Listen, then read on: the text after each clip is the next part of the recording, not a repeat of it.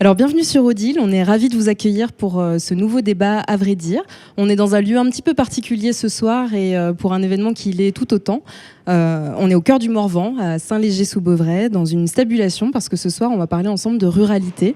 Pendant 3 jours, on participe à un événement qui s'intitule Faire monde commun.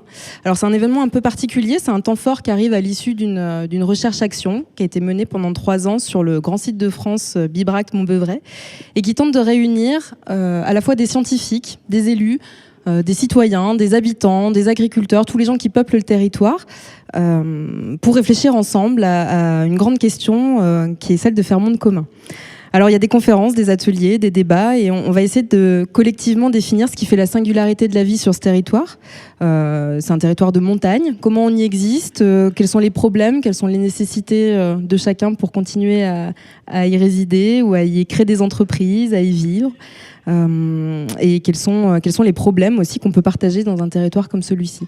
Alors pour discuter ensemble ce soir, on a 4 invités. Je vais vous présenter. On a donc Régis Ambroise, bonjour. Vous êtes donc agronome du Bureau des paysages du ministère de l'Agriculture. À la retraite. À la retraite, c'est une donnée importante. Oui. Et vous êtes aussi membre fondateur de la démarche paysage de l'après-pétrole. C'est ça. C'est un collectif qui s'est monté il y a 4-5 ans sur le thème paysage de l'après-pétrole. Oui, le nom explique bien les choses. Très bien. On a aussi Coralie Mounet, qui est donc chargée de recherche au CNRS. Vous travaillez sur la géographie humaine et en politique du vivant. Vous pouvez nous en dire quelques mots ? Oui, alors je travaille sur les relations société-environnement et plus particulièrement sur les relations humains-faune sauvage. Et donc je m'intéresse à la manière dont les relations se négocient entre les humains à propos de la faune sauvage et entre humains et faune sauvage, avec notamment des animaux qui posent problème, en tout cas question, comme les grands carnivores, comme en lien avec les chèvres et les moutons, les sangliers, etc. Et voilà. Merci. On a avec nous aussi Patrice Joly. Vous êtes sénateur. Et vous portez la dynamique des nouvelles ruralités. Est-ce que vous pouvez m'expliquer ? C'est cela. L'idée, c'est de réunir ceux qui agissent sur les territoires et qui ont envie que l'on change la représentation des territoires ruraux, c'est-à-dire qu'on les prenne pour ce qu'ils sont et pas nécessairement les considérer comme ils pouvaient être il y a quelques décennies, c'est-à-dire prendre en compte aussi à la fois les difficultés qu'il peut y avoir à vivre sur nos territoires, mais surtout le potentiel qu'ils représentent à la fois pour eux-mêmes, pour leur développement, pour la vie des habitants qui y sont installés, mais ce qu'ils peuvent apporter à l'ensemble de la société. Et dans une période, on a créé cette démarche-là dans une période où on parlait du tout métropole, en quelque sorte. L'avenir de la France passait par les métropoles, par des logiques de compétition, etc. On s'est dit qu'il y avait peut-être aussi à enrichir cette démarche, voire à essayer de la fortement de la nuancer. Très bien, ce soir vous pourrez questionner du coup Cécile Riffet qui est avec nous, Bonsoir. Qui est habitante voisine du Montbeuvray. Oui, donc habitante du village de Gluanglaine, donc juste à côté d'ici. Donc tout en haut de cette petite montagne. On fait partie des habitants les plus en hauteur. Et donc depuis 3 ans, fan du Morvan depuis de nombreuses années et depuis quelques temps, donc 1 an et demi, éleveuse de chèvres angora sur cette petite montagne. Très bien. Merci d'abord de vous être présenté, merci d'être là. Et avant de commencer et avant de parler des spécificités de ce territoire, peut-être qu'on pourrait commencer ensemble une opération de définition de ce qu'est la ruralité aujourd'hui. Est-ce que, Cécile, pour toi, la ruralité, c'est quelque chose qui était un fantasme que tu as rejoint, ou c'est quelque chose que tu vivais, c'est quelque chose qui correspondait à ton projet de vie ? Comment tu vis la ruralité aujourd'hui ? Projet de vie, je pense que c'est un bon terme. Je l'ai vécu quand j'étais jeune, je l'ai quitté et j'y suis revenue avec grand plaisir. Voilà, dans des espaces où on a plus de liberté, je trouve, qu'en ville. D'accord. Toi, Coralie, la ruralité, tu définirais ça comment ? Alors la ruralité, je la définirais en lien avec l'urbanité ou en tout cas la ville, dans les relations avec la ville, non pas déconnectées mais voilà en relation. Et puis alors c'est plutôt par rapport à ma thématique en fait que je la définirais. Donc, qui est plutôt la question de la conservation de la biodiversité. La ruralité, c'est un ensemble d'enjeux différents qui se confrontent et qui se négocient entre la question de la préservation de l'environnement, c'est des lieux privilégiés pour ça, la question du fait d'habiter, développement économique, etc. Donc, un ensemble d'enjeux qui se négocient de manière différente. En fait, il n'y a pas une ruralité, mais il y a des ruralités et de manière différente selon les différents territoires. Voilà pour une première. Du coup, on parlait de représentation. Monsieur Joly, vous disiez qu'il ne fallait pas rester dans quelque chose d'obsolète, un petit peu, sur l'image qu'on peut se faire de la ruralité. Est-ce que c'est quelque chose qui a changé ? Est-ce que c'est un monde qui a changé ou qui est en train de changer ? C'est un monde qui a beaucoup changé. Justement, il ne faut pas avoir une vision non plus passéiste de la ruralité, voire parfois nostalgique. La ruralité est contemporaine à la société dans laquelle on vit, avec des évolutions importantes. Quand on imagine, nous sommes ici dans une stabulation, l'agriculture, il y a 50 ans, on imagine l'évolution qu'il y a eu, et on peut, si on se projette, on a quelques difficultés à voir ce que pourra être l'agriculture, des décennies qui viennent. Moi, je veux insister sur le fait qu'il y a des ruralités qui ont des spécificités, qui doivent cultiver leur identité, qui doivent s'appuyer sur leurs ressources, qu'elles soient naturelles, culturelles, sur leur histoire. Il faut qu'on soit fiers de ce qu'elles sont, en fait. Et l'idée des nouvelles ruralités est un peu celle-ci.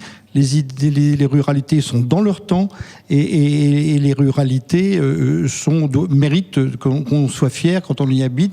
Et on voudrait aussi que la France, globalement, et que les responsables politiques, la haute administration, et des représentants du monde économique, etc., soient fiers de la ruralité et considèrent que ça a une valeur forte, importante, compte tenu des enjeux qui sont devant nous.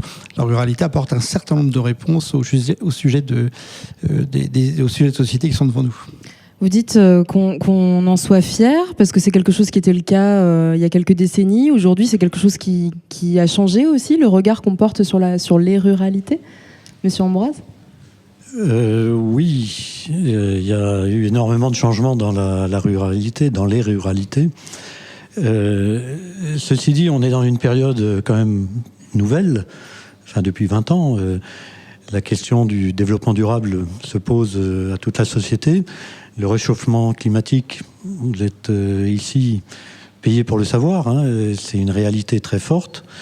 Et il pourrait être important d'essayer de réfléchir dans l'histoire de la ruralité les éléments qui vont nous être utiles dans le futur. Que ce soit en termes de connaissance de la nature, du développement qui a pu être mis en œuvre par les hommes des sociétés précédentes, dans un contexte où ils n'avaient pas le pétrole, ils n'avaient pas l'énergie qui ont créé le réchauffement climatique, qui créent le réchauffement climatique. Et donc on a sûrement des choses très intéressantes à retenir, à la fois des systèmes qu'ils ont mis en place et de la manière dont ils étaient organisés à l'époque, et qui a permis aux gens de se développer ensemble pour avoir un projet sur leur territoire, au moins dans certaines périodes historiques. D'accord. Et alors, comment on explique qu'on n'en est plus fier alors de cette ruralité ? À mon avis, il y a eu un phénomène dominant, largement dominant, qui a été la modernité.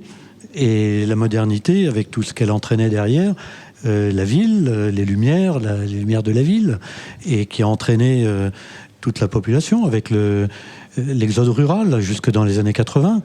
Et aujourd'hui, on se rend compte que tout ça, les lumières pâlissent un petit peu, enfin ça s'estompe, et il y a des vrais problèmes dans lesquels la ruralité peut apporter des réponses. Enfin, vous êtes l'exemple clair, hein, vous n'étiez pas agricole au départ, agricultrice, vous venez dans une région, vous avez un intérêt à ça, et il y a d'autres personnes qui viennent s'installer dans les campagnes, qui ne sont pas obligatoirement agriculteurs, hein. Il y a tout un tas de personnes qui viennent et qui aujourd'hui trouvent dans les campagnes, au moins dans ce qu'elle garde du passé, des éléments très intéressants pour définir un avenir possible. Tu veux répondre, Cécile ?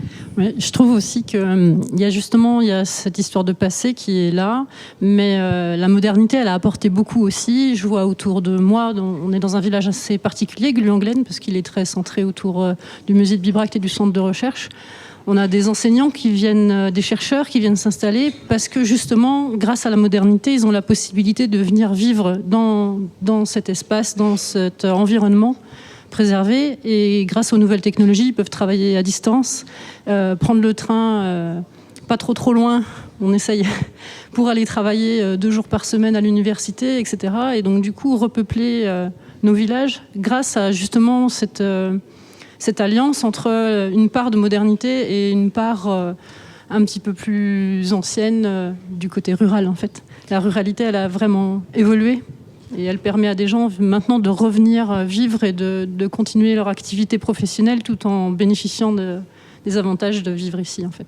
Mais ça ne concerne pas que les chercheurs et les enseignants. Oui, je crois oui. savoir que dans ton activité, qui est à la fois une activité d'exploitation agricole et aussi de vente de produits d'artisanat que toi tu crées, tu parlais de la possibilité de le faire à distance avec les Tout nouvelles à fait. technologies, là tout de suite. Oui. C'est aussi ce que toi tu pratiques au quotidien. C'est un des arguments pour lesquels tu es venu à la campagne pour le cadre et les solutions que ça a apporté à ton projet.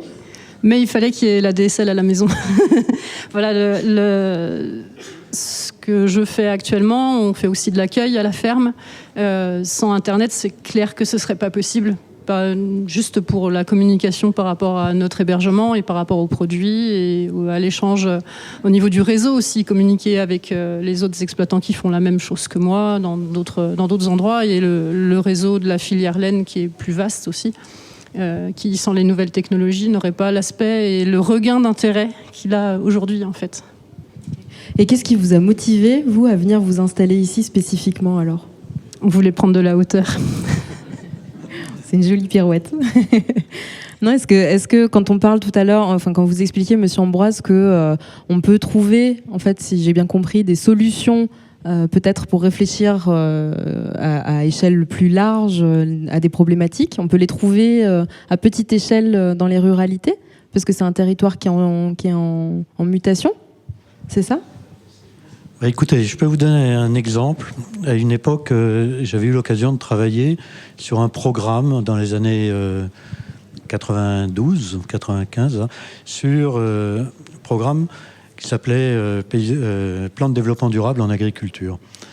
Et donc, il y avait dans toute la France une 60aine de petites régions où il y avait chaque fois 20 paysans agriculteurs qui étaient prêts à s'engager dans ces recherches. Et j'ai de changer leur mode de produire parce que les logiques dans lesquelles ils allaient les menaient au mur. Et donc, on a cherché, il fallait définir les termes. Qu'est-ce que c'est que le développement durable ? C'était juste à l'époque de Rio, donc c'était pas clair du tout. Et en fait, on s'est rendu compte, quand on a cherché des exemples, que tous les exemples que l'on trouvait qui étaient intéressants venaient de la montagne, des agriculteurs de montagne. Parce que pourquoi ? Alors on s'est posé la question. En montagne, ils n'avaient pas eu l'occasion de pouvoir profiter du développement agricole qui avait été généralisé dans le reste de la France avec les remembrements, avec l'utilisation du pétrole, enfin une agriculture en gros pétrolière. Et donc voilà, en montagne, ils n'avaient pas pu. Et alors pourquoi ils n'ont pas pu ? Ils n'avaient pas pu parce qu'il y a de la pente, le climat est différent, et donc toutes les solutions de la modernisation ne marchaient pas, ils ne pouvaient pas l'avoir. Et par contre, ceux qui sont restés, parce que beaucoup sont partis du coup, mais ceux qui sont restés ont été obligés de définir des modes de développement tout à fait particuliers et qui ne correspondaient pas au modèle de l'époque. Ils ont continué à travailler avec la nature, donc des systèmes à l'herbe, ils ne sont pas partis vers le maïs ou d'autres systèmes tels que ceux-là. Ils sont orientés directement vers la qualité de leurs produits plutôt que la quantité. Ils ont changé leur système de relations avec la société. Ils ont travaillé avec les mairies pour faire de l'accueil, rendre des services à la communauté pour le déneigement, etc. Enfin, donc, ils étaient en harmonie. À l'époque, on disait 36 métiers, 36 misères. Eux, ils étaient dans la diversité des productions. Vous voyez, tout leur système était inverse de celui de l'agriculture industrielle. Et donc, ils avaient modernisé les systèmes anciens qui étaient en montagne. Ils avaient tout à fait modernisé avec des systèmes d'accueil, etc., mais en gardant des choses essentielles qui étaient liées justement à un respect de la nature, un travail avec la nature et en même temps avec les gens, évidemment. Voilà. Coralie, toi, tu voulais réagir à ça ? Moi, ce que je trouve intéressant dans l'évolution des territoires ruraux, et notamment à la fois les évolutions sociétales avec des nouveaux habitants, des anciens habitants, entre guillemets, avec des confrontations de manières différentes de voir le futur des territoires, des manières de projeter des futurs différents sur les territoires, des manières des relations différentes à l'environnement, etc., des pratiques différentes. Ce qui m'intéresse, c'est la manière dont justement ça se négocie. Et cette négociation, elle se le fait effectivement de manière particulière dans des espaces ruraux et de manière très liée aux situations locales, et notamment dans les situations locales, rentre en compte la capacité, les spécificités de la nature, et notamment la capacité de certains. Si je suis sur la faune sauvage, ce qui m'intéresse, la variabilité des comportements des animaux auxquels on doit faire face. Si je prends l'exemple du loup, on va devoir inventer des modalités de vivre ensemble qui sont différentes selon les modes d'élevage, selon la topographie, selon les comportements des individus loups qu'on a en face de nous. Donc voilà, c'est une source de... Alors c'est difficile, mais en même temps c'est une source de diversité. Chaque endroit, dans chaque endroit, on a des modalités de vivre ensemble qui s'inventent et qui se renouvellent au fur et à mesure. D'accord. Cécile, toi, c'est quelque chose qui te parle, le fait de composer avec le paysage et l'environnement que vous avez choisi ? Ben oui, tout à fait. En fait, cet environnement, on l'a choisi, comme tu viens de dire. Et justement, vous parliez tout à l'heure de ces zones où il n'y a pas eu trop de remembrement, où il y a des petites surfaces, où on peut avoir des petits endroits. Moi, je suis complètement partisane de faire tourner mes animaux pour pas qu'ils soient tout le temps au même endroit, pour pas qu'ils aient trop d'influence, qu'ils influent leur environnement, mais sans non plus le dénaturer complètement. Donc le fait d'avoir ces petits îlots un petit peu partout, ça convient tout à fait à mon mode d'élevage, et moi je m'y retrouve totalement en fait. D'accord. Monsieur Joly, j'ai vu que vous aviez envie de rajouter quelque chose. J'entendais ce que vient de dire ma voisine et ce que disait Régis Amboise à l'instant. Vous expliquait que certains avaient d'une certaine manière un retard d'avance. C'est-à-dire que le fait de n'aient pas suivi les évolutions d'une agriculture dominante avait conduit à envisager leur activité différemment et qui leur donnait un coup d'avance lorsqu'on est confronté à de nouvelles situations.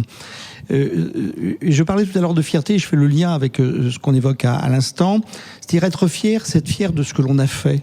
C'est regarder effectivement les ressources, les savoir-faire que l'on a, et on a perdu parce qu'on n'était pas fier, on voulait un peu d'une certaine manière prendre de la distance avec cette identité qui donnait l'impression d'être un peu en retard dans le développement et notamment dans destination du progrès, en tout cas être un peu à l'arrière de ces mouvements en quelque sorte.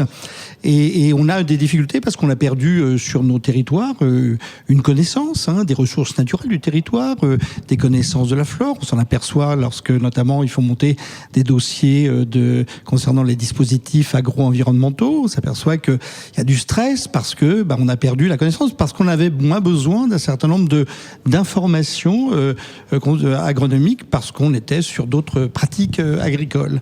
Et la question qui se pose aussi aujourd'hui toujours, c'est de réinvestir les choses, voir quelle est la valeur aussi agronomique, donc économique des haies. Leur valeur environnementale, elle est évoquée, mais aussi une valeur économique. C'est-à-dire réinvestir un peu notre territoire pour se le réapproprier un peu plus, et on le fait en étant fiers. Alors on est depuis maintenant quelques années, une bascule, c'est-à-dire si on était dans l'auto-dévalorisation dans les années 60, 70, 80, et parfois on le ressent encore aujourd'hui.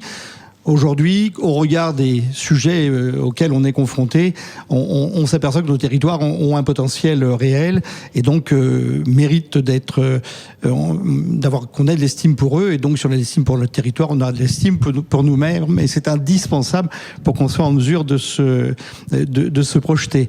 Quand je dis aujourd'hui à retrouver la fierté, parce que les choix de vivre sur les territoires sont des choix, ça n'est pas une implantation qui est subie en quelque sorte, elle est choisie pour une partie de la population aussi, parce qu'on a des populations sur nos territoires qui sont en difficulté. On a aussi des catégories de populations qui vivent de manière différente, avec des éventails de niveaux de revenus aussi très différents, ce qui est aussi une source de difficulté. Et des attentes par rapport aux territoires différents, ce qui peut générer des difficultés pour faire monde commun, puisque c'est le thème qui nous réunit ce soir. Alors du coup, c'est bien parce que si vous revenez à ça, comment on fait si on estime que dans un territoire comme celui-ci, par exemple, on a à la fois de la richesse, à la fois la possibilité d'étudier de très près des solutions qui peuvent nous être utiles pour l'avenir et pour d'autres territoires. Peut-être qu'il y a des choses des éléments précurseurs ici. Mais si on prend un cas concret, comment on le fait on peut permettre à ces solutions de se développer ou d'être tentées quand il y a des réalités économiques parfois qui sont peut-être plus urgentes individuellement. C'est-à-dire, je sais pas, si on prend un exemple, alors on parlait d'agriculture tout à l'heure, comment les agriculteurs aujourd'hui dans un territoire comme celui-là peuvent faire des tentatives pour redonner de la valeur à ce territoire. Ou créer encore un peu plus de valeur ajoutée, à la fois économique et sociétale. Alors, j'ai derrière moi le président du parc, qui est mon successeur. On s'aperçoit qu'on peut à la fois travailler à la création de richesses et également apporter des réponses à des enjeux de société, de biodiversité, de lutte contre les pollutions, et de rechercher en tout cas les moyens pour que ces fonctions que l'on rend pour l'ensemble de la société soient rémunérées. Et les fonctions sont très importantes. Aujourd'hui, il y a des forestiers dans la salle, en tout cas des gens qui connaissent le sujet. Il y a une étude qui avait été faite il y a quelques années pour indiquer que le bois, dans la valeur de la forêt, ne représentait dans le Massif central qu'une dizaine de %. C'est-à-dire que les 90%, ça paraît très important, mais en gros, à l'échelle nationale, on est sur 75-25. C'est-à-dire que ce qui n'est pas le bois, c'est-à-dire la dépollution, la captation de carbone que font nos forêts, a une valeur calculée, on peut le calculer, puisqu'on connaît la valeur d'une tonne de carbone captée, alors même si les prix peuvent évoluer, on est capable de démontrer effectivement que la valeur de la forêt, ce qu'elle apporte, elle apporte le bois, mais la valeur pour la société est supérieure dans ce qu'on appelle les aménités, en particulier de manière plus générale.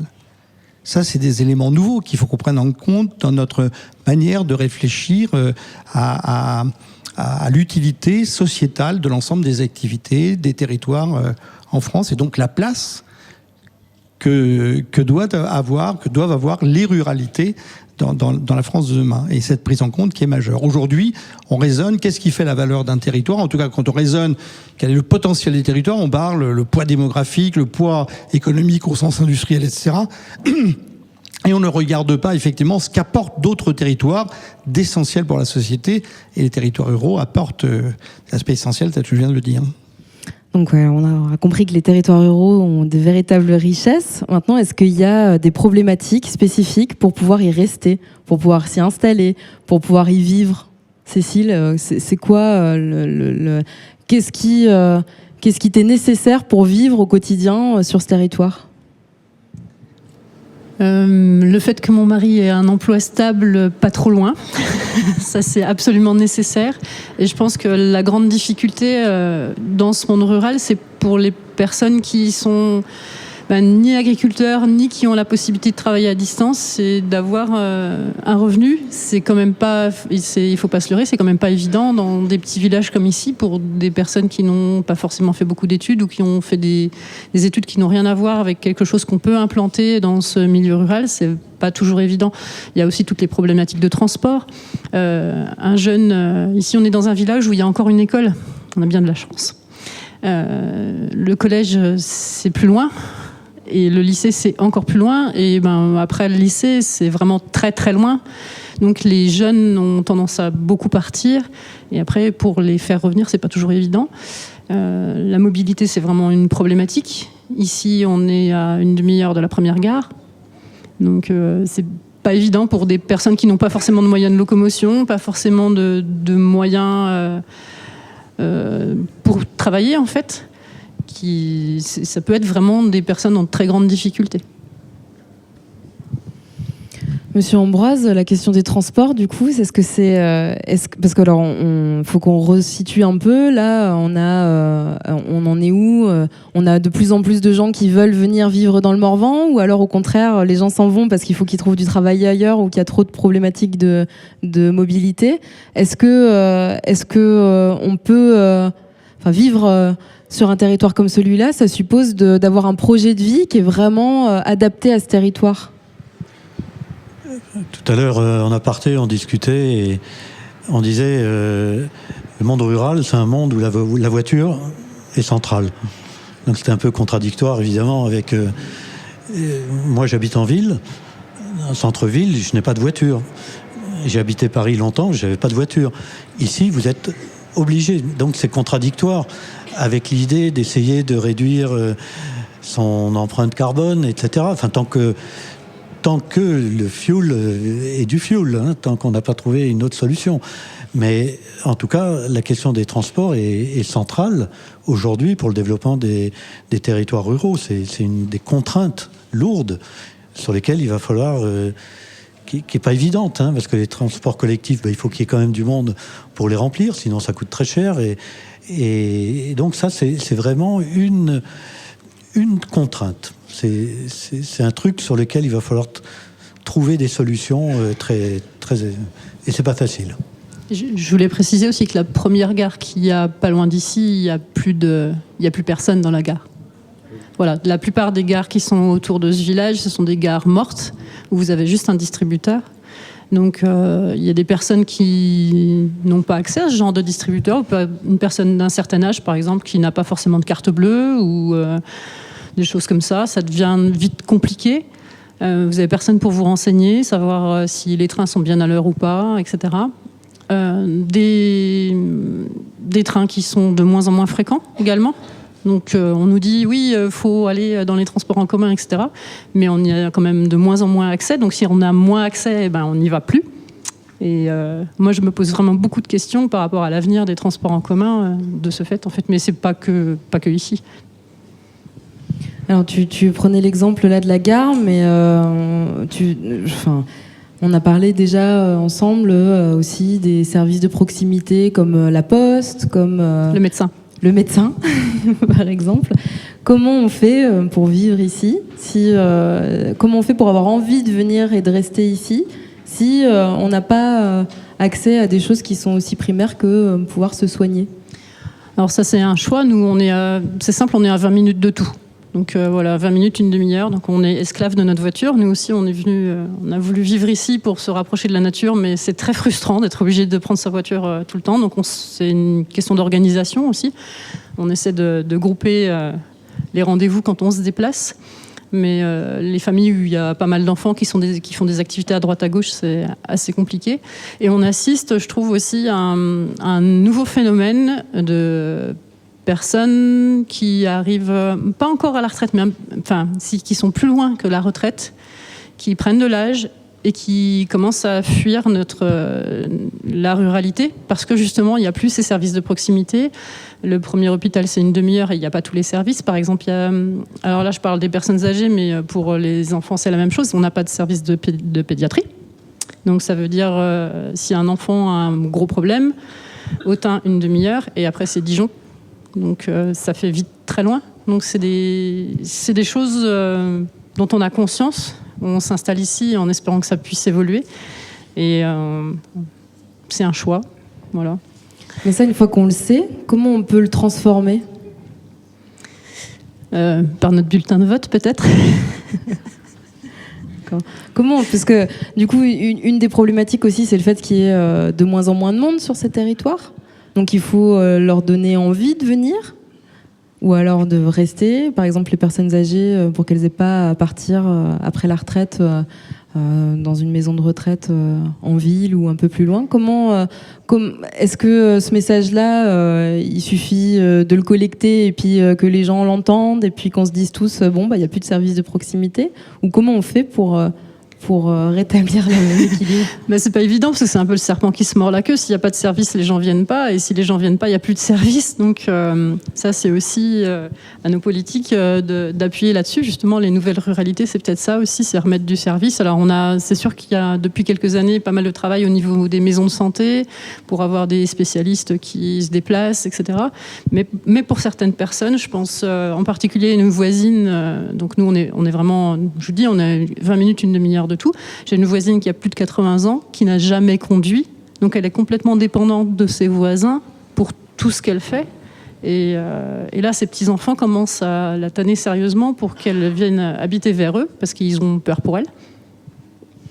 Monsieur Joly, alors par quel bout il faut prendre les choses ? Il faut d'abord remettre des services de proximité pour qu'il y ait plus de monde qui a envie de rester sur ce territoire ou d'y venir, ou à l'inverse, il faut d'abord faire venir du monde, je ne sais pas comment, et puis que du coup, il y ait des services qui suivent.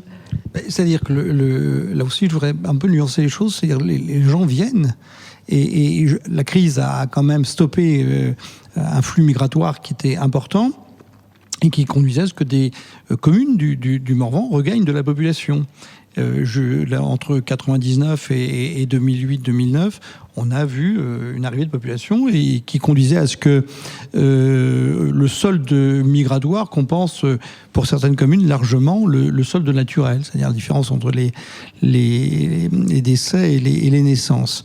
Donc il y a quand même une envie de campagne. Il y a eu des enquêtes qu'on voit régulièrement et qui sont faites par divers organismes témoignent que les Français ont une envie en fait de campagne et que leur projet, parfois des fois un peu idéalisé parce qu'il y a un certain nombre effectivement de contraintes qui ont été évoquées, il y a quand même une envie de campagne. Je veux dire, ne serait-ce que pour pouvoir se loger. Moi qui vais de temps en temps à Paris, bien sûr, on n'est pas à 10 000 € le mètre carré. C'est-à-dire que pour une salle de bain à Paris, ici, on a une maison tout à fait habitable. Donc c'est quand même c'est quelque chose d'important. C'est une qualité de vie derrière. Logement, environnement, etc.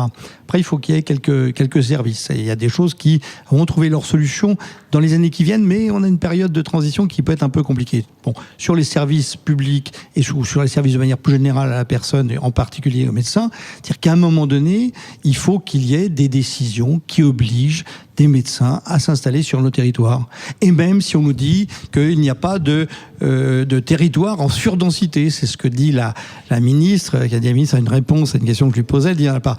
S'il n'y en a pas, alors a fortiori, si la pénurie est plus grande qu'on le pense, c'est qu'il faut complètement réguler pour que chacun ait au minimum un traitement égal d'accès à la médecine. Donc il faut mais le lobbying des médecins est tel qu'on n'arrive pas à avoir cette obligation de passer quelques années sur nos territoires. Alors c'est vrai que ces gens-là ont été habitués pendant leurs études, dans le début de leur activité professionnelle, à avoir un environnement particulier. Mais si pendant leurs études, et c'est ce qui va se faire, si pendant leurs études, ils viennent faire des stages dans la campagne, dans nos environnements, ils s'apercevront qu'un, c'est vivable personnellement, que deux, ils auront apprivoisé également leur environnement professionnel, et certains d'entre eux vont sûrement rester. Et il faut, si c'est nécessaire, dire les 5 ou les 3 ou les 5 premières années de votre activité, vous la faites sur nos territoires, ça n'est pas dramatique, ou vous la faites en partie sur nos territoires et en partie en ville. Si vous voulez vous installer à Dijon, vous passez 2 jours à Dijon, 3 jours chez nous, ou l'inverse. Et ça n'est pas un problème. Il y a tas d'activités qui sont financées par les impôts, ce qui est le cas quand même de la médecine, à qui on ne demande pas aux gendarmes s'ils veulent aller ici ou là. Voilà. C'est-à-dire on a affaire à des gens qui sont dans le parapublic au regard du financement financement de leurs études, du financement de leur activité. Donc ça, c'est une des premières des réponses. C'est-à-dire, à un moment donné, il faut quand même qu'il y ait du coercitif. Ça n'est pas le cas aujourd'hui dans la loi santé, la 2022, ça n'est pas le cas. Moi, je viens de déposer un rapport avec d'autres collègues. On a proposé, on a dit, allez, chiche. Vous dites que vous êtes capable de vous organiser. C'est pas ce qui est démontré, mais prenons un texte dès maintenant et on vous donne 2 ans pour vous organiser, faire en sorte que le territoire soit à peu près correctement réparti en médecins. Et donc c'est une proposition faite aux organismes représentatifs des médecins. Mais si dans 2 ans, la solution n'a pas été trouvée, à ce moment-là, il faut qu'il y ait des mesures coercitives. Parler de la mobilité, c'est important, la mobilité. La mobilité, dans 10 ans, la question va se poser différemment avec les véhicules autonomes. Et ça peut aller assez vite. Mais pour qu'on puisse bénéficier de ça, il faut qu'on puisse bénéficier rapidement de la 5G. C'est la raison pour laquelle, finalement, on a fait une demande pour qu'il y ait des expérimentations qui se fassent également sur les territoires ruraux et que ça ne soit pas que dans les métropoles ou que sur les axes qui relient les métropoles. Et ça me parle. Alors, parce que là, on changerait un peu les choses.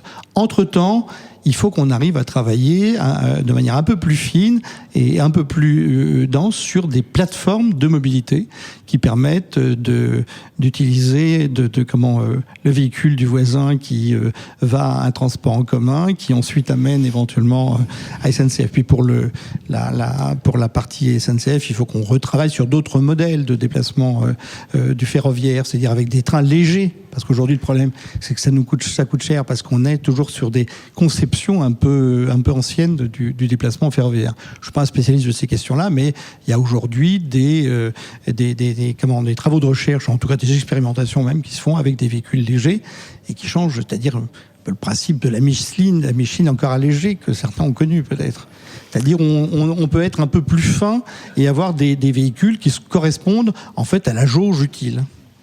Alors vous parliez des véhicules autonomes. Bon, la 5G, ça inquiète quand même. C'est pas le débat aujourd'hui, mais il n'y a pas de possibilité de véhicules autonomes sans 5G. Mais alors le véhicule autonome, ça marcherait comment en fait concrètement ? C'est-à-dire que il faut remplir un planning et puis le faire coïncider avec le planning. En fait, c'est des transports en commun. Comment ça marche pour je sais pas moi, j'ai 70 ans, je suis retraitée et j'ai besoin d'aller faire mes courses. Et il manque du beurre aujourd'hui. Il faut que j'attende le véhicule autonome combien de temps ? 2 jours, 3 jours ? Il faut que je le réserve une semaine à l'avance ? Il faut que j'ai Internet pour le réserver ? Comment ça se passe, ça ? Sur une partie du territoire Morvandiau, il y a ce qu'on appelle d'ores et déjà du transport à la demande, mais qui est à destination de... Voilà où j'habite, c'est à destination de Saulieu, par exemple, Roux, Montsauge, Saulieu, et on téléphone à la veille à l'organisateur, et donc on lui indique que on est intéressé, et il définit son parcours en fonction des demandes. Et alors, ce qu'il faut, c'est pouvoir généraliser un peu plus à ça, c'est-à-dire faire connaître les possibilités de transport qui existent pour que les gens puissent s'inscrire. Alors, c'est vrai que ça va obliger à utiliser les dispositifs numériques, ce sont ceux qui donnent le plus de souplesse. Et ça, Cécile, c'est quelque chose, tu penses, qui peut répondre vraiment à la problématique de la mobilité ou pas ? Les voitures autonomes, là ? Ouais. Et la 5G ?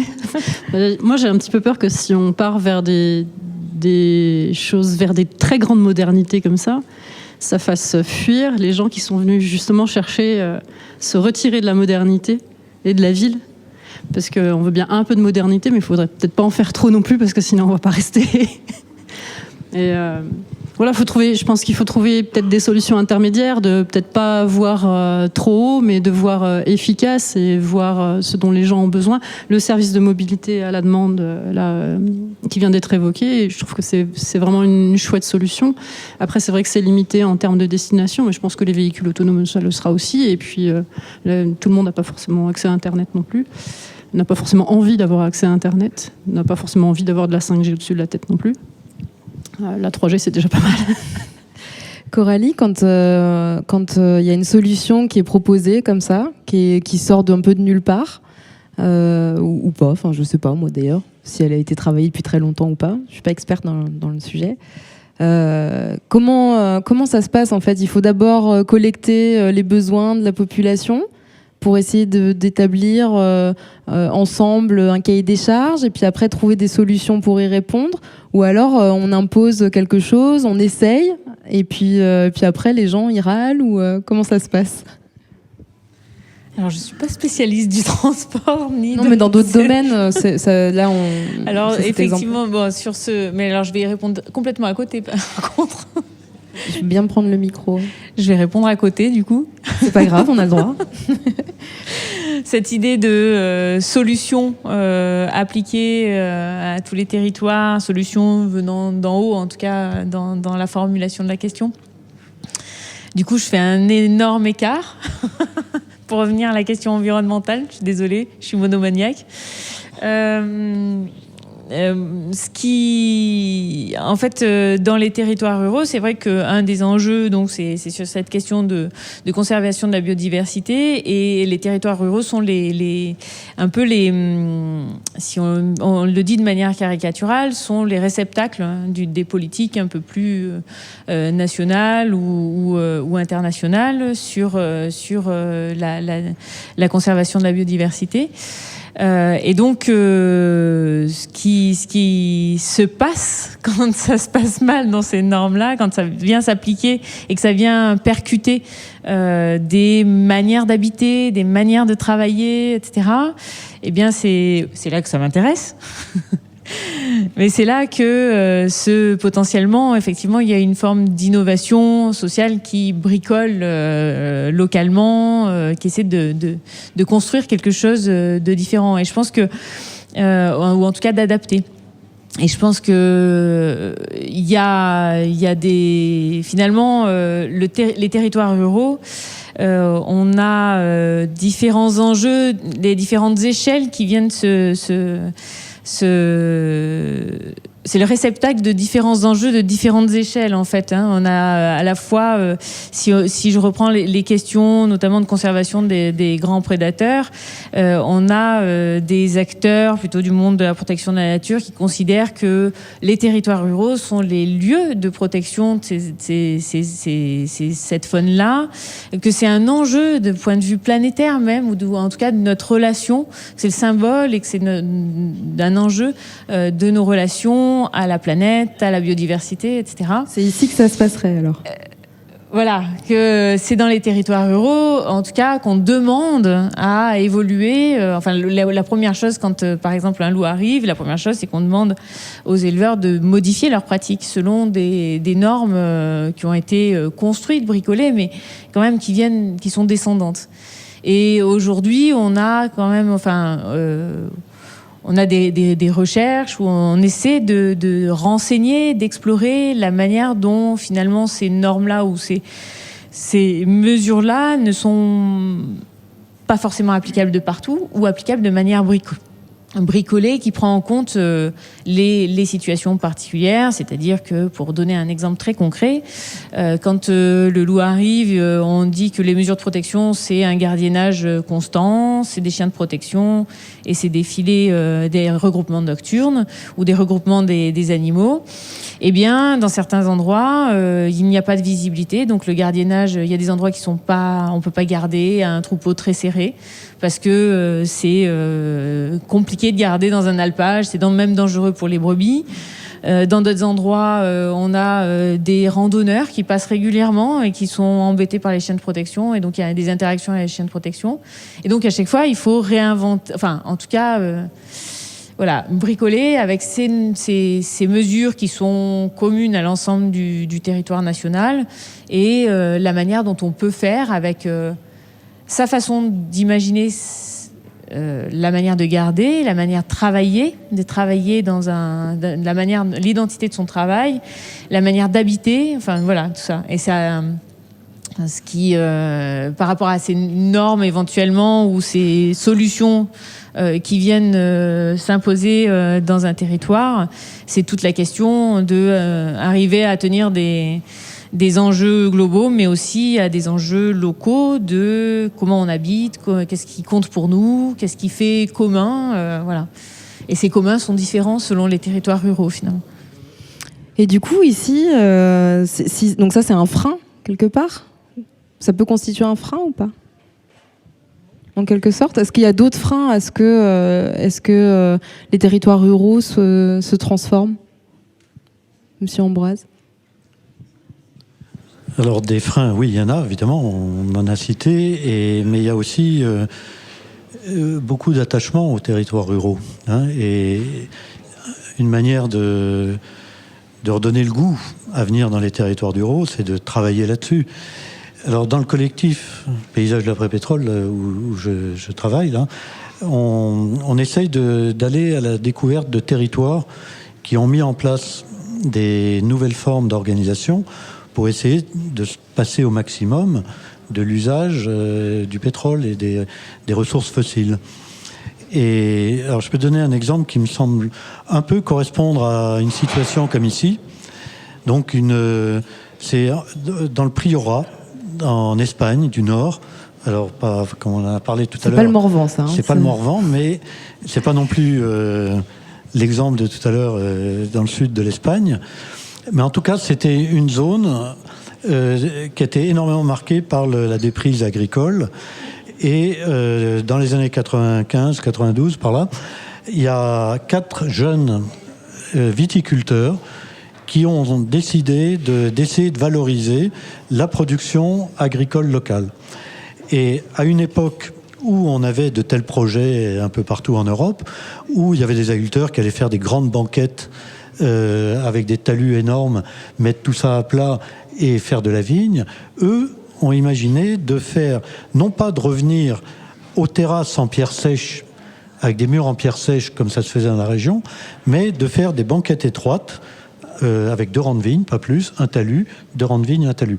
Quelque chose qui était mécanisable. Donc, ils n'étaient pas dans la reprise du passé.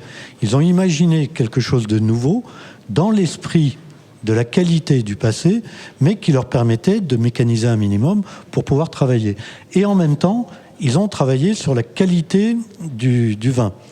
Et aujourd'hui, le Priorat est des 2 appellations d'origine contrôlée, enfin l'équivalent qui est en Espagne, de très haut niveau. Bon. Et en fait, ce changement dans le paysage qu'il y a eu, de voir des formes nouvelles qui s'exprimaient, qui mettaient en valeur finalement le territoire dans lequel ils se trouvaient, qui n'était pas une agression, c'était quelque chose qui mettait en valeur. On n'est pas à la télé, on est une assemblée de gens. Oui. Bon. On est ébloui par la lumière, c'est pour ça. Mais on va y faire attention. Bon, voilà. Alors, donc, je poursuis. En fait, tout ce travail qui a été réalisé par quelques agriculteurs au départ, misant sur la qualité, misant sur l'environnement, a donné à la population une sorte d'auto-estime du territoire dans lequel ils étaient.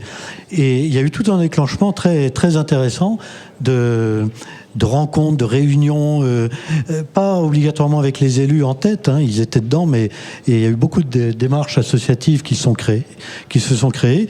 Et aujourd'hui, ils en sont à se dire, mais on est très bien, on fait des choses excellentes. Il faut qu'on définisse des valeurs sur lesquelles on va miser notre développement. Et des valeurs qui n'étaient pas de l'argent, hein. C'était comment on reconnaît la diversité de notre culture et de nos cultures. On reconnaît le calme. Et c'est là-dessus qu'on va analyser tous les projets que l'on met en œuvre. Et à partir de là, aujourd'hui, ils sont en train d'essayer de postuler au patrimoine de l'humanité. Bon, ils n'ont pas un paysage vraiment exceptionnel, magnifique, etc. Mais ils essayent de faire valoir que leur mode d'organisation en milieu rural est exceptionnel.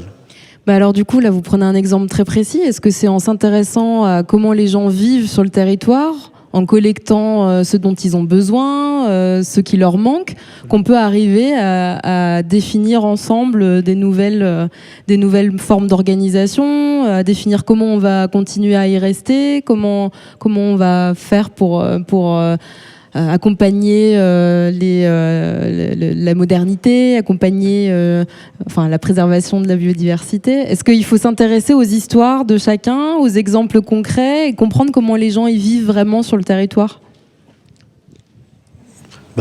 Oui, pour moi c'est central.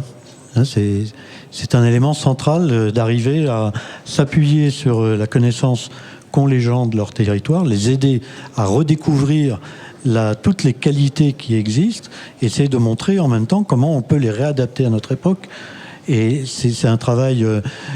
je prenais l'exemple du priorat, mais ici, vous avez un peu l'équivalent qu'il y a là-bas. Il y a une sorte de structure un peu universitaire qui a travaillé avec la population. Comme ici, vous avez Bibract qui a une structure avec le parc qui peuvent aider à travailler et à redonner un peu à la population l'estime de son territoire et de son lien avec l'espace dans lequel elle vit. Cécile, tu as l'impression que vous trouvez des solutions au quotidien ? Oui, après ça manque des fois un peu parfois de réseau, d'organisation, mais je pense qu'au sein des communes, ce serait intéressant de trouver en commun des solutions, parce que on parle de différents territoires, mais même sur le Morvan, il y a un peu trois zones avec trois problématiques différentes. Si vous êtes ici on est plutôt dans le sud. Si vous allez dans la zone des Grands Lacs, c'est encore autre chose. Si vous allez au nord, là on est beaucoup plus proche on parlait des transports, des autoroutes, etc. C'est pas les mêmes populations, c'est pas les mêmes besoins. Donc c'est vraiment au niveau local, je pense qu'il y a des solutions à inventer pour communiquer entre nous. On parlait de véhicules partagés tout à l'heure, de choses comme ça pour les transports par exemple. Si déjà il y avait une facilitation de la communication entre les habitants, que ce soit les anciens, les nouveaux, peu importe leur âge, nous on essaye de le faire sur Glu, on essaye de communiquer entre nous pour justement... il y a tels enfants qui vont à telle activité, on essaye de se grouper. C'est vrai que quand il y a les enfants, ça force un peu.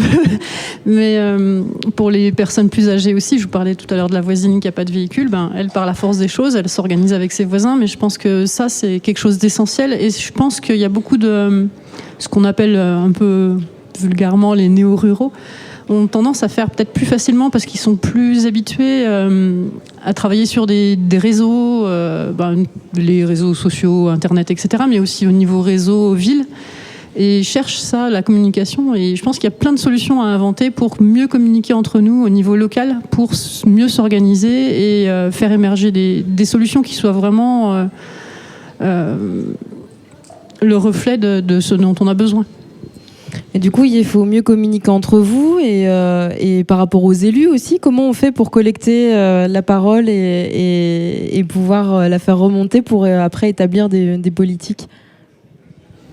On essaie d'être à l'écoute, à la fois des habitants individuellement et en les organisant quand on arrive à le faire pour qu'ils puissent s'exprimer. C'est vrai qu'au niveau du parc, on avait essayé de mettre en place un conseil associatif et citoyen qui vient d'être relancé là et qui visiblement a des perspectives de ce point de vue-là. Ça me paraît essentiel. À l'échelle également de territoires plus petits, au sein des communautés de communes notamment, on essaie de travailler sur quel projet de territoire, c'est-à-dire quel projet de vie on essaie de construire en commun. De manière à ce que on fasse le choix effectivement de notre destin, qu'il soit personnel, professionnel et autres, plutôt que de voir, comme vous le disiez tout à l'heure, et ça m'intéressait votre propos, c'est-à-dire d'avoir des choses qui s'imposent. Aujourd'hui, vous prenez les cas d'agriculture, aujourd'hui, d'une certaine manière, la politique agricole commune impose des manières de faire, d'une certaine manière. Et si on n'applique pas ces orientations-là, et donc ce qui est un peu attendu, on sort un peu des dispositifs. Alors, ce sont des choix, certains le font parfois, et certains s'en sortent plutôt bien. Mais en tout cas, ce dont on a fait, on demandait quel est l'avenir, c'est de questionner effectivement la vie sur nos territoires, la question des services, construire des choses depuis l'échange qu'on peut avoir localement et trouver des solutions qui soient à la fois technologiques certaines, mais aussi humaines, en quelque sorte relationnelles. Ça paraît fondamental. Et re-questionner aussi des modèles dominants. Des modèles dominants en agriculture, en tourisme, mais aussi dans la manière de se projeter individuellement. Et ça me paraît très important, effectivement, qu'on est dans une période où tout est un peu bousculé, les repères sont à reconstruire. C'est une occasion aussi de le faire. Coralie ? Oui, juste une précision dans ce que... Enfin, je trouve que...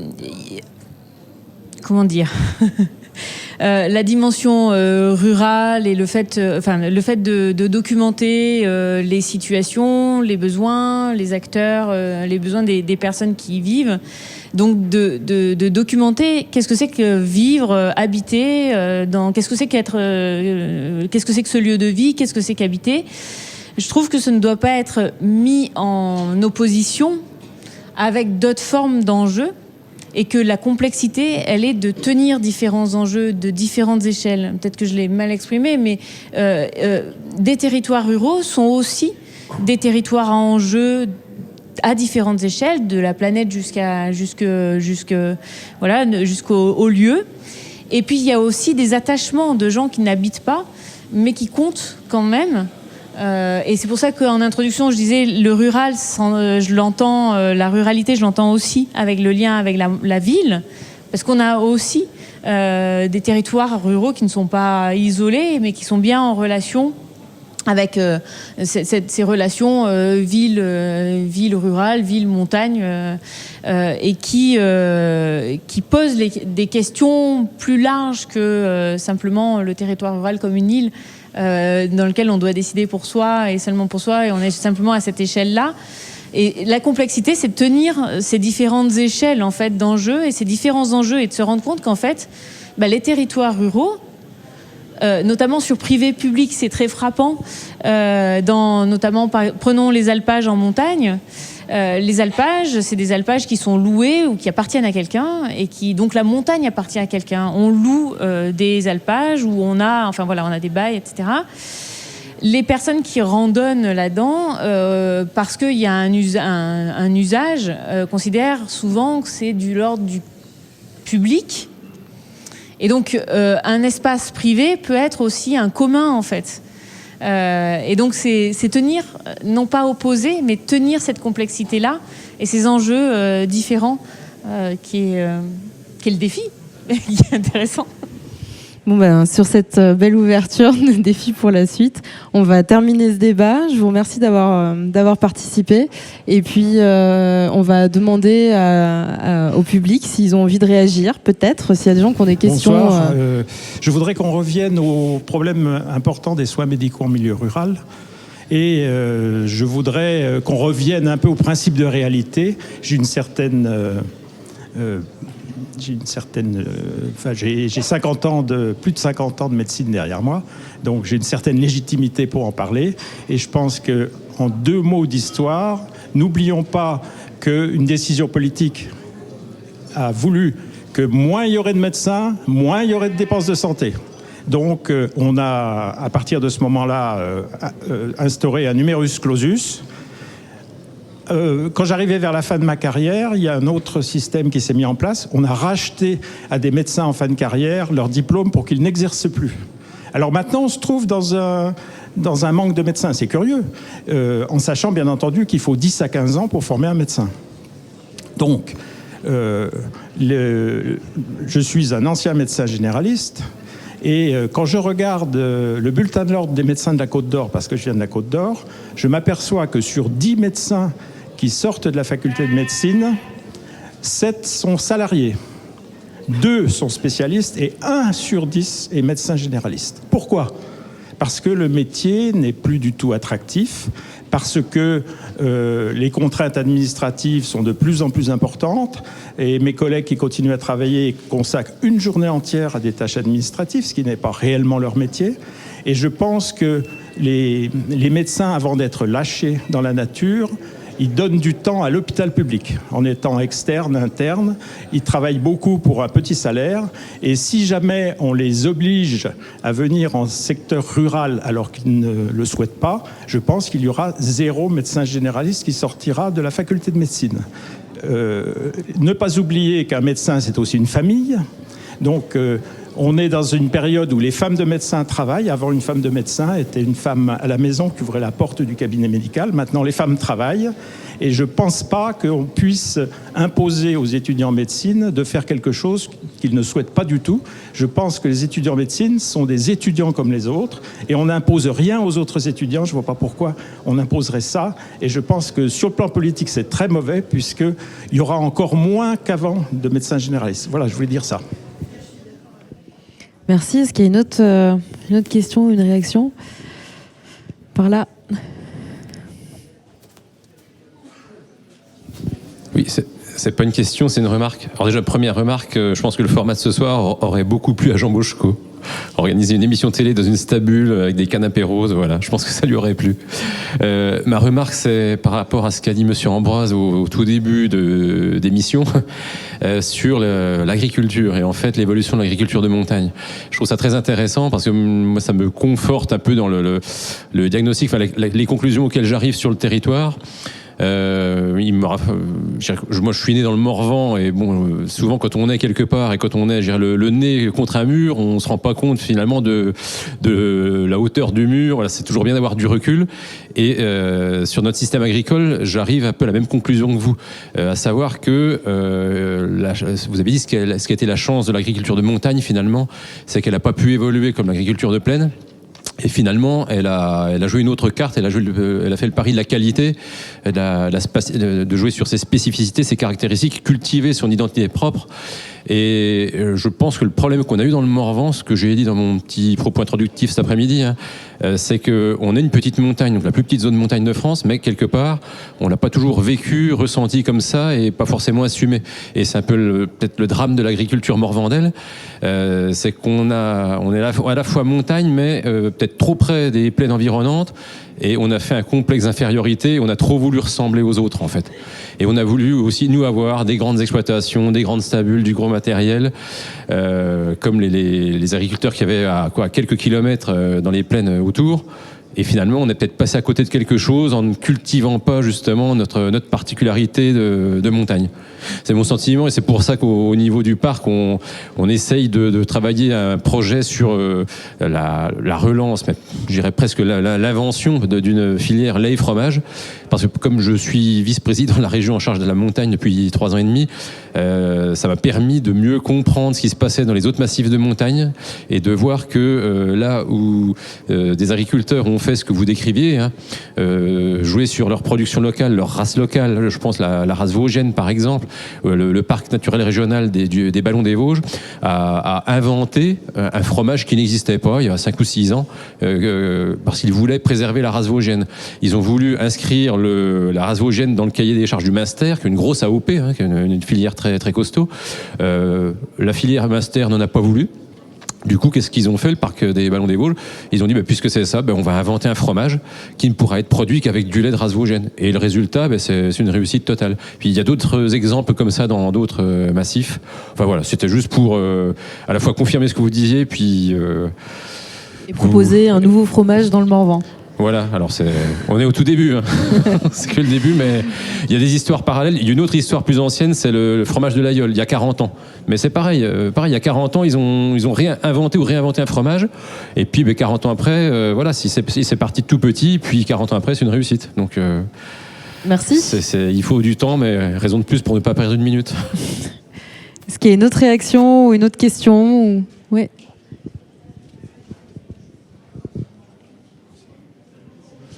Oui, Philippe Vivier, éleveur. Je suis d'accord avec le dernier intervenant. Là, c'est bon. Bon. La qualité, je pense que dans le Morvan, elle y est. Je vois pas ce qui pourrait gêner pour avoir la qualité dans notre production locale. Je suis d'accord également avec les interventions qui ont été faites avant. La seule question que je me pose, c'est pourquoi on en est arrivé là, quand on voit l'état des exploitations dans le Morvan. Aujourd'hui, on va arriver, je pense, à 10 départs en retraite pour 2 installations. Alors de la place, il va y en avoir. Il y a beaucoup de surfaces qui vont rester en friche, ça ne va pas être autre chose. Quand je suis arrivé là pour la soirée, là, je suis passé à Saint-Léger. Ce que vous n'avez pas évoqué, c'est les circuits courts. Pourtant, c'est le courant en ce moment. Et en passant dans Saint-Léger, j'ai pas vu de boucherie. Il n'y en a plus. Les circuits courts, je pense qu'il y a 20 ans, ils existaient. On les a tous laissés tomber. Aujourd'hui, on essaye de remettre ça en route. Pourquoi il n'y a plus de boucherie? Pourquoi il n'y a plus de petits commerces? Peut-être que c'est du fait que les gens soient partis. On en revient à ce que vous évoquiez tout à l'heure. Qu'est-ce qu'il va falloir mettre en place en premier? Mais si ça continue comme ça, dans 20 ans, il y aura beaucoup moins de monde dans la stabule. C'est un peu... Les idées sont bonnes, mais c'est un peu tardif, à mon avis. Trop tardif. Moi, j'ai une question pour vous. Est-ce que vous savez qu'à la place de la boucherie, maintenant, il y a un atelier de transformation? Il y a 2 exploitations qui se sont groupées pour pouvoir transformer et remettre aux normes. Oui, 2 pour l'instant. Mais c'est tout nouveau. Donc, pourquoi pas 3, 4, 5 plus tard? On ne sait jamais. Tant mieux. Oui, mais s'il y a des terres qui sont abandonnées, c'est ce qu'il dit Philippe, il y aura des terres abandonnées. Qu'est-ce qu'on fera des friches? Vous pensez à ça? Moi, je voudrais faire le joint avec la discussion de cet après-midi, les échanges qu'il y a eu cet après-midi. Parce qu'on a déplacé plein de stéréotypes cet après-midi avec Bruno Latour. Même, j'ai pas besoin de micro, je m'en fous. La parole directe, il faut. Mais on s'en fout de la télé. C'est nous, c'est à nous. C'est-à-dire que cet après-midi, il a discuté d'une autre manière de faire de la politique, hein. Ok. Mais qu'est-ce qui se passe ici? Le parc du Morvan passe une charte et la préfecture la bloque, comme ça s'est passé dans ce petit village sur les étendards. Donc ça veut dire, qu'est-ce qu'on est en train de faire? Causer toujours, ça ne nous intéresse pas. C'est ça politiquement qui se joue. Excusez-moi d'avoir une intervention politique directe, mais je pense qu'on est en train de se faire avoir sur la question de l'écologie. Et quand Latour, il déplace tout de la transition écologique, il est où celui de la transition écologique? Bon, qu'est-ce qu'on fait? C'est-à-dire, c'est plus jacté, c'est acté maintenant qu'il faut. Ok, Patrice? Ok, c'est acté. Merci. Quelqu'un veut répondre ou poser une question? Alors, si vous parlez fort, vous n'avez pas besoin de micro, hein, vous avez compris. Et pour répondre précisément à cette intervention, puisqu'il a fait allusion au préfet, quand est-ce que, institutionnellement et politiquement,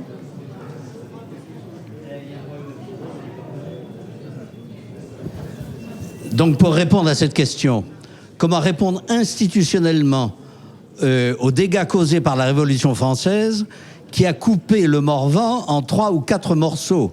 Parce que Morvandiau, tête de bois, et il fallait, le pouvoir central neutralise les énergies morvandelles. Et donc, en effet, quand est-ce qu'on va revenir sur cette coupure, sur ces distributions administratives et cet empilement de responsabilités absolument invraisemblables?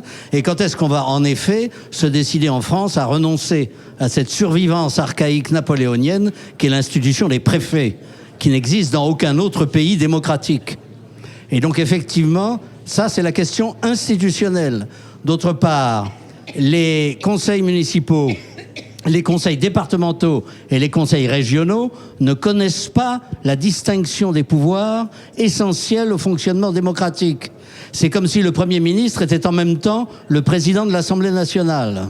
Le maire vote pour ses propres propositions. Le conseiller départemental, c'est la même chose.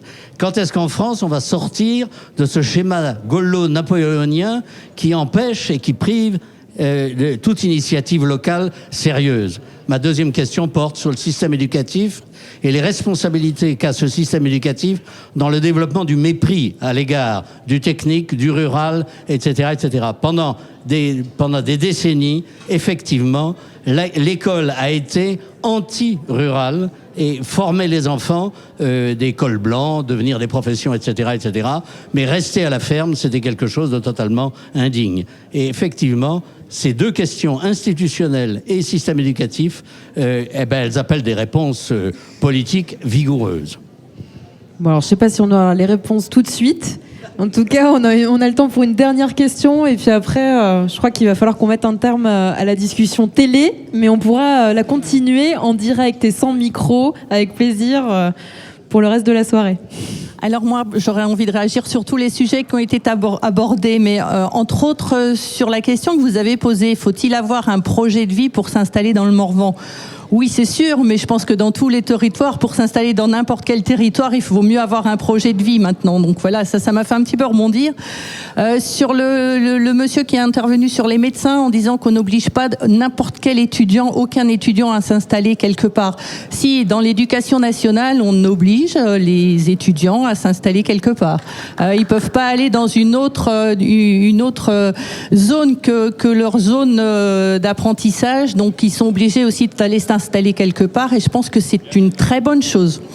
Voilà, et puis je vais m'en arrêter là. J'aurais envie de répondre sur plein de choses, mais en tout cas aussi dire peut-être que vous êtes intervenu pour dire que il y avait pas de communication. C'est vrai, moi je reconnais que dans ma commune, je pêche sur la communication, mais en tout cas ce que je voudrais dire, c'est qu'on invite vraiment les habitants. Enfin moi en tant que maire, et j'espère que mes collègues ne me contrediront pas, j'invite vraiment les habitants à venir à la mairie. On est là pour écouter les habitants, leur trouver des solutions quand ils ont des problèmes, mais aussi entendre leurs suggestions pour faciliter leur ville, dans le village et l'installation au quotidien dans nos communes.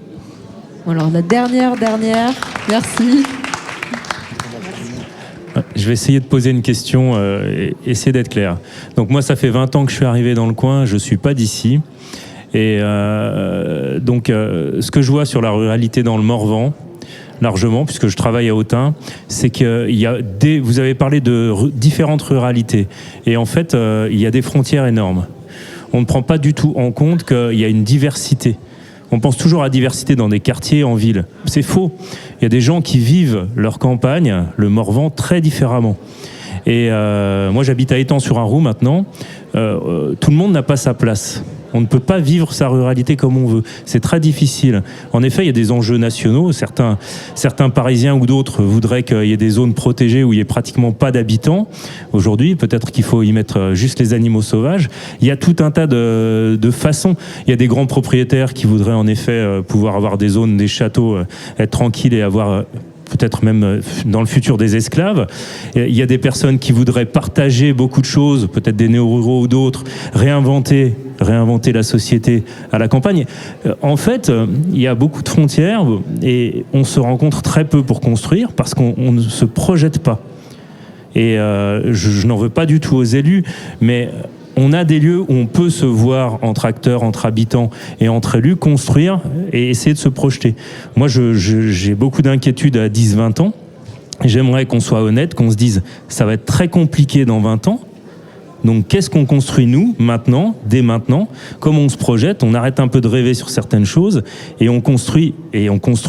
Voilà, en se rencontrant. Il y a des chasseurs, il y a des agriculteurs qui polluent, il y a des agriculteurs qui polluent pas, il y a des gens qui sont contre les chasseurs. À un moment, si on reste avec toutes ces frontières ici, on n'est pas nombreux, ça va être très compliqué de vivre. Enfin, en tout cas, c'est mon ressenti. Moi, aujourd'hui, je suis très heureux d'être avec vous, je suis très heureux d'être dans le Morvan. C'était le mot de la fin joyeux. Merci.